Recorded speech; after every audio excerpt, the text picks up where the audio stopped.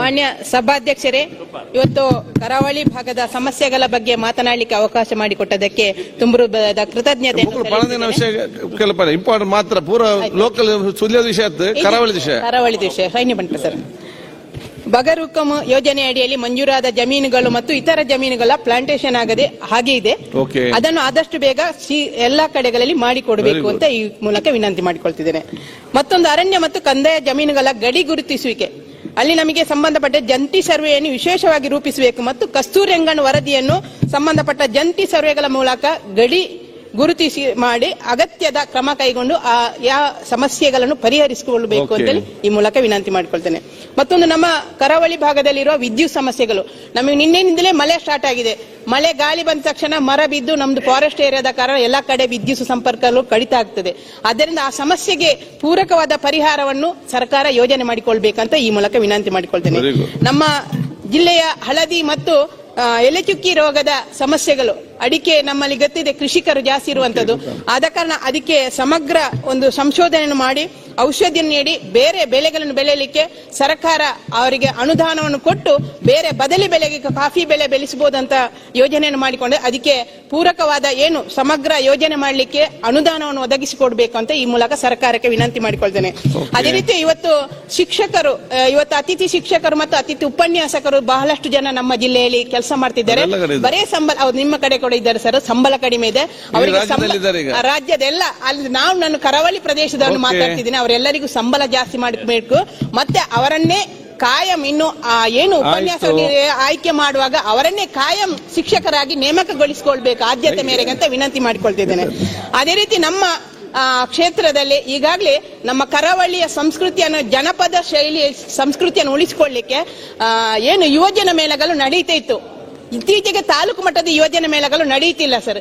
ನಮ್ಮ ಯುವಕ ಯುವತಿ ಮಂಡಲಗಳ ಯುವಕ ಯುವತಿಯರಿಗೆ ಈ ನಮ್ಮ ಸಂಸ್ಕೃತಿಯನ್ನು ಉಳಿಸಲಿಕ್ಕೆ, ಮುಂದಿನ ಪೀಳಿಗೆಗಳನ್ನು ಕೊಂಡೊಯ್ಯಲಿಕ್ಕೆ ಮತ್ತು ಜನಪದ ಶೈಲಿಯನ್ನು ಬೆಳೆಸಿ ಉಳಿಸಿಕೊಳ್ಳಲಿಕ್ಕೆ ಬೇಕಾಗಿ ನಮ್ಮ ತಾಲೂಕು ಮಟ್ಟದ ಯೋಜನಾ ಮೇಳಗಳನ್ನು ಪ್ರಾರಂಭಗೊಳಿಸಬೇಕು. ಅದಕ್ಕೆ ಕನಿಷ್ಠ 1 ಲಕ್ಷ ಅನುದಾನವನ್ನು ತಾಲೂಕು ಮಟ್ಟದ ಯೋಜನೆ ಮೇಳಕ್ಕೆ ಕಾರ್ಯರೂಪ ತರಲಿಕ್ಕೆ ಯೋಜನೆಯಲ್ಲಿ ಹಾಕಿಸಿಕೊಳ್ಬೇಕು ಅಂತ ನಾನು ಈ ಮೂಲಕ ವಿನಂತಿ ಮಾಡಿಕೊಳ್ತೇನೆ.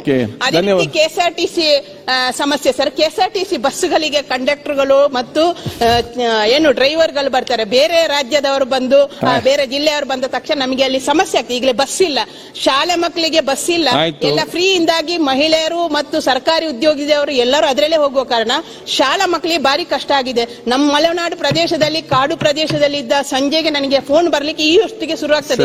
ಬಸ್ ಇಲ್ಲ, ಬಸ್ ಸ್ಟ್ಯಾಂಡ್ ಅಲ್ಲಿ ಹೆಣ್ಣು ಮಕ್ಕಳು ಬಾಕಿ ಆಗಿದ್ದಾರೆ, 100 ಜನ ಬಾಕಿ ಆಗಿದ್ದಾರೆ, 50 ಜನ ಬಾಕಿ. ನೀವು ಮನೆಗೆ ಹೋಗ್ಲಿಕ್ಕೆ ಬಸ್ಸಿನ ವ್ಯವಸ್ಥೆಗೋಸ್ಕರ ಎಲ್ಲ ಕೆಎಸ್ಆರ್ಟಿಸಿಯ ಸಿಬ್ಬಂದಿಗಳನ್ನ ಆದಷ್ಟು ಶೀಘ್ರದಲ್ಲಿ ನೇಮಕ ಮಾಡಿ ಸಮಸ್ಯೆ ಪರಿಹರಿಸಿಕೊಳ್ಳಬೇಕು.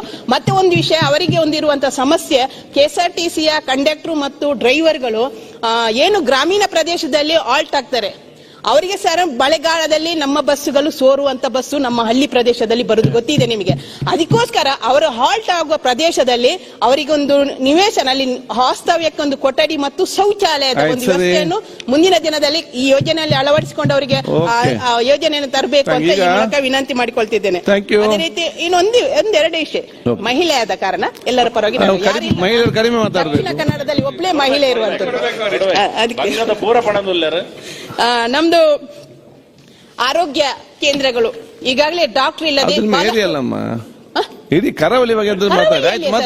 ಕರಾವಳಿಯಲ್ಲಿ ಆರೋಗ್ಯ ಕೇಂದ್ರಗಳು ಎಲ್ಲ ಪ್ರಾಥಮಿಕ ಹಳ್ಳಿಯಲ್ಲಿರುವಂತ ನೋಡಿ ಸರ್. ಬೆಳ್ತಂಗಡಿ ತಾಲೂಕು ಮಟ್ಟದ ಆರೋಗ್ಯ ಕೇಂದ್ರಗಳೇ ಸರಿ ಇರುವುದಿಲ್ಲ. ನಮ್ಮ ಸುಳ್ಯದಲ್ಲಿ ಇಲ್ಲ, ಪುತ್ತೂರಲ್ಲಿ ಡಾಕ್ಟರ್ ಇಲ್ಲ. ನಾವೇನ್ ಮಾಡ್ತೀವಿ, ಪುತ್ತೂರು, ಸುಳ್ಯ, ಬೆಳ್ತಂಗಡಿ ಅವರೆಲ್ಲ ಮಂಗಳೂರಿಗೆ ಹೋಗ್ಬೇಕು, ನಿಮ್ಮ ವೆಲ್ನಾಕ್ ಹಾಸ್ಪಿಟಲ್ಗೆ ಬರಬೇಕು. ಅಲ್ಲಿ ಬರುವಾಗ ಅರ್ಧದಲ್ಲಿ ಅವನ ಪ್ರಾಣ ಹೋಗ್ತದೆ. ಅದಕ್ಕೋಸ್ಕರ 24 ಅವರ್ ಡಾಕ್ಟರ್ ಇರುವಂತ ವ್ಯವಸ್ಥೆ ಮಾಡಬೇಕು. ನಮ್ಮ ಸುಬ್ರಹ್ಮಣ್ಯ ಕ್ಷೇತ್ರ 1,00,000 ಜನ ನಿರಂತರವಾಗಿ ಆ ಕ್ಷೇತ್ರಕ್ಕೆ ಬರ್ತಾರೆ.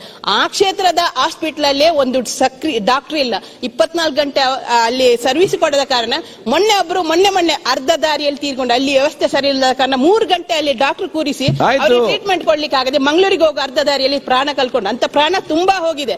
ಅದಕ್ಕೋಸ್ಕರ ಇನ್ನು ಮುಂದೆ ಆದ್ರೂ ನಾವು ಬರೇ ಬಜೆಟ್ ಅಲ್ಲಿ ಅದು ಇದು ಅಂತ ಹೇಳೋದಕ್ಕಿಂತ ಮನುಷ್ಯ ಬದುಕಿದ್ರೆ ಮಾತ್ರ ಎಲ್ಲವನ್ನು ಮಾಡ್ಲಿಕ್ಕೆ ಸಾಧ್ಯ. ಅವನನ್ನು ಬದುಕಿಸುವಂತ ಕೆಲಸ ಆಗ್ಬೇಕು. ಡಾಕ್ಟರ್ಗಳು ಆಸ್ಪತ್ರೆಯಲ್ಲಿ ಸರಿಯಾಗಿರುವಂತ ಒಂದು ವ್ಯವಸ್ಥೆಗೆ ನೀವು ಪ್ರಥಮ ಆದ್ಯತೆಯನ್ನು ಅದಕ್ಕೆ ಕೊಟ್ಟು ಕೊಟ್ಟು ಮಾಡಬೇಕು ಅಂತ ಹೇಳ್ತಿದ್ದೇನೆ. ಮತ್ತೊಂದು ನಮ್ದೊಂದು ಮತ್ತೆ ಲಾಸ್ಟ್ ಒಂದು ನಮ್ಮ ಕ್ಷೇತ್ರದೊಂದು ಬೇಡಿಕೆ, ಕುಕ್ಕೆ ಸುಬ್ರಹ್ಮಣ್ಯ, ಸುಳ್ಯ, ಅರಂತೋಡು, ತೊಡಿಕಾಣ, ಕರಿಕೆ, ಭಾಗಮಂಡಲ, ತಲಕಾವೇರಿಗೆ ಹೋಗುವ ರಸ್ತೆ. ಆ ರಸ್ತೆಗೆ ಈಗಾಗಲೇ ಒಂದು 5 ಕಿಲೋಮೀಟರ್ ಫಾರೆಸ್ಟ್ ಏರಿಯಾ ಬರ್ತದೆ. ಅದಕ್ಕೋಸ್ಕರ ಆ ರಸ್ತೆಗೆ ಒಂದು ಅನುದಾನವನ್ನು ಫಾರೆಸ್ಟ್ ಮಿನಿಸ್ಟರ್ ಇದ್ದಾರೆ, ಅವರು ಅದಕ್ಕೆ ಒಂದು ಅನುಮತಿಯನ್ನು ಕೊಟ್ಟು ಆ ರಸ್ತೆ ಆಗುವಾಗ ಪೊನ್ನಣ್ಣರೊಟ್ಟಿಗೆ ನಾನು ಮಾತಾಡಿದೆ, ಪೊನ್ನಣ್ಣರು ಇದ್ದಾರೆ, ಮತ್ತೆ ನಮ್ಮ ಮಂತರ್ಗೌಡ, ಕೊಡಗು 2 ಜಿಲ್ಲೆಯ ಶಾಸಕರು, 3 ಜಿಲ್ಲೆಯ ಶಾಸಕರೊಟ್ಟಿಗೆ ಸೇರಿ ಆ ಸಂಪರ್ಕ ಅಂದ್ರೆ ಸುಬ್ರಹ್ಮಣ್ಯಕ್ಕೆ 25 ಕಿಲೋಮೀಟರ್ ಹೋಗುವ ಒಂದು ಸಂಪರ್ಕ ರಸ್ತೆ, ಇಲ್ಲದ್ರೆ 60 ಕಿಲೋಮೀಟರ್ ಸುತ್ತು ಬರುವಂತ ರಸ್ತೆ ಆಗ್ತದೆ. ಅದನ್ನು ಆ ರಸ್ತೆಗೆ ಅನುದಾನವಿಟ್ಟು ಅದಕ್ಕೆ ಎಲ್ಲಾ ರೀತಿಯ ಸಹಕಾರವನ್ನು ಕೊಟ್ಟು ಸಮಗ್ರ ಅಭಿವೃದ್ಧಿಯಲ್ಲಿ ಸುಳ್ಯದಲ್ಲಿ ಬರುವಂತ ಎಲ್ಲಾ ಸಮಸ್ಯೆಗಳಿಗೆ ನೀವು ಸಕ್ರಿಯರಾಗಿ ಸಹಕಾರ ಕೊಟ್ಟು ನಮ್ಮ ಧ್ವನಿಯಾಗಿ ನೀವು ಸಭಾಧ್ಯಕ್ಷರು ಮಾತನಾಡಬೇಕು ಅಂತ ಈ ಮೂಲಕ ವಿನಂತಿ ಮಾಡಿಕೊಳ್ತಾ ಎಂಕ ಅವಕಾಶ ಮಂತ್ಗೋರ್ನ ಮಾನ್ಯ ಸಭಾಪತಿಗಳಿಗೆ ತುಂಬ ಹೃದಯದ ಧನ್ಯವಾದನು ಸಮರ್ಪಣೆ ಮಂತಂದುಲ್ಲೆ. ಧನ್ಯವಾದಗಳು. ಈಗ ಅತ್ತೆ, ಇದು ನನ್ನ ಬರ್ಡೇ ಗಿಫ್ಟ್. ಇದೆಲ್ಲ ಜೀವನದಲ್ಲಿ ನನಗೋಸ್ಕರ ತಗೊಂಡ್ಬಂದಿದ್ದಾರೆ. ನಿನ್ ಮೇಲೆ ತುಂಬಾ ಚೆನ್ನಾಗಿ ಕಾಣುತ್ತೆ. ಇದು ತುಂಬಾ ಚೆನ್ನಾಗಿದೆ ಅಲ್ವಾ? ತುಂಬಾ ಚೆನ್ನಾಗಿದೆ.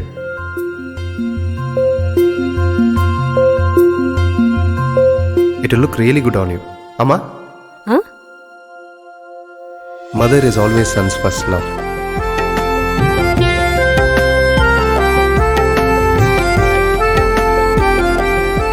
ಪ್ರತಿ ಪೀಳಿಗೆಯ ಪ್ರೀತಿಯ ಮಳಿಗೆ GL ಆಚಾರ್ಯ ಜುವೆಲ್ಲರ್ಸ್.